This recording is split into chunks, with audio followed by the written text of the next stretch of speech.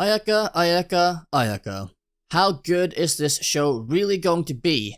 And will it be more than just a simple, mystical, supernatural, one-hit wonder? Hello and welcome back to another video. In this one we are doing a first impressions on Ayaka, which has 3 episodes released so far in this summer 2023 season. And my thoughts are quite varied on this one. One of the reasons I ended up not doing a episode-to-episode review of this show was that simply, I could not be drawn in enough, and that is still a major issue for me after the first 3 episodes. Now, the premise of this show is interesting enough to an extent, and the potential for the storyline and narratives to develop are there. To quickly go over here, the starting storyline, we have Yukito, which is the son of this prior laymaster of the AYAKA Islands. He was apparently defeated or killed by a dragon or something of the sort, like a massive supernatural monster. At the start of episode 1, Yukito is sent to the mainland to go to school there by his father's wishes if he were to be killed or die, and he finally comes back to his homeland, or these home islands that he grew up in for a few years after middle school.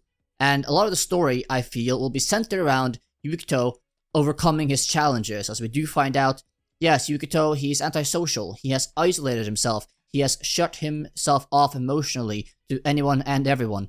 He has a lot of emotional trauma tied to his supernatural powers going out of control, no one ever really showing him what they are, or what to do with them, or more importantly, how to control them. And this underpins a lot of the premise in the first and second episode. In the third episode, we do also get introduced to another of the students of his late father. We also get introduced to the other one in episode 2, as well as Jingi, which is the third student of his late father.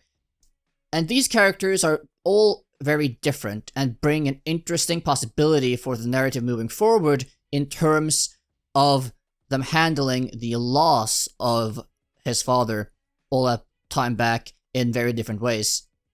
This, I believe, is the second major narrative drive moving forward in this show. What I mean by that is that, so Haruni, the one student of his late father, he handles the Aramitama, which are these supernatural monsters, by purifying them and setting them back to peace as they get corrupted and then start attacking people, basically. And he does this in a way that honors his late master's wishes and morals, purifying them and putting them back into the peaceful ley line energy thingamajig. And that is how he deals with this issue. Then we have Jingi, which picked up apparently a lot of the bad habits of the old master's laymaster. But also, I feel there might be an underlining thing there with him being a drunk, not only because of the bad habits he picked up all that time back, but also because he might be dealing with grief in that way, which is in stark contrast to Haruni. And then, in the third episode, we get introduced to Aka, which is another very emo character as well, but he deals with his grief in a very, very different way. In stark contrast, especially to Haru, and dealing with his grief by basically exterminating the Aramitama and just killing them off, not purifying them or putting them back to the harmonious balance, but just exterminating them, blowing them out of existence, because he has a lot of trauma from the loss of his late master, and he never wants to lose anyone ever again, or doesn't want anyone else to ever lose anyone ever again either. And he does this by also absorbing the power of the Aramitama, using it as his own, using dark magic as they call it, which is apparently also a taboo in the laymaster community. And basically he reaffirms to himself that he'll become stronger and stronger and stronger until he's stronger than his other fellow student, stronger than his late master, and stronger than the dragon, which foreshadows probably the monster that killed, or Aramitama that killed his late master back in the day. This makes for a lot of potential with interesting narrative beats moving forward on how these different characters with their different ways of dealing with the grief and loss of their late master clash with each other, and what is the right thing to do, what is the immoral thing to do, and how they all deal with this and interact with each other based off that. That can be somewhat interesting to see, how these clashes of ideas end up evening out, if at all. And then, of course, you have Yukito as the wild card, as Yukito apparently has a lot of moral issues with what Aka does, and mentions the very contrasting difference between Haru and Aka in the way they purify or exterminate the Aramitama. So that as well can be somewhat entertaining down the line of what they are going to do with that, narrative-wise, for the story.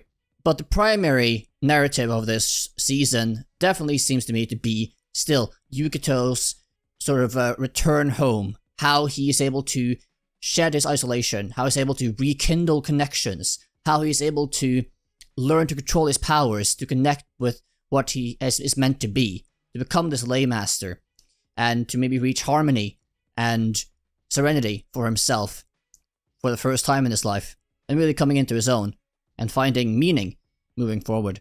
And that in and of itself as well is not a bad potential storyline, and it can be interesting and fulfilling to watch. But so far, I don't know exactly where the show wants to go, or what exactly they are wanting to push towards. The show isn't bad. The show has its potential, but it isn't doing the best job of pulling me in, or making me excited to be like, okay, goddamn, another episode dropped. I need to watch it right now. I need to make notes. I need to see more of this to learn more of the world and get more enthralled in it. It isn't able to do that for me. And I think it isn't able to do that for a lot of people. As far as I've seen, yes, generally people think this show isn't bad, but they can't really seem to get too into it either. And that is exactly the same boat I am in at this point in time.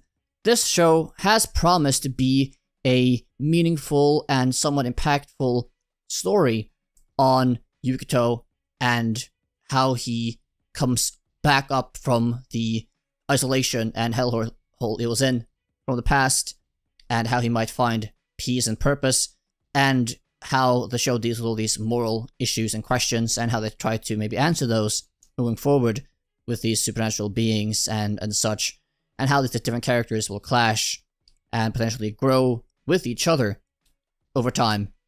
I guess all these things are potentially interesting, potentially intriguing, but there is just something missing in this show for me to really put me over the edge of being like, yes, I think this is good, I think this is great. Outside of having these interesting elements, it really is not able to draw me in at all in any sort of major way, which is too sad to see, really. I do have hope for this show, and I think that if they develop the premise way more moving forward, then it could become quite good, but this might be a very slow burner, which is the reason why I have currently paused the show after watching episode 3, and am therefore planning to basically just binge the entire rest of the season after it is done airing.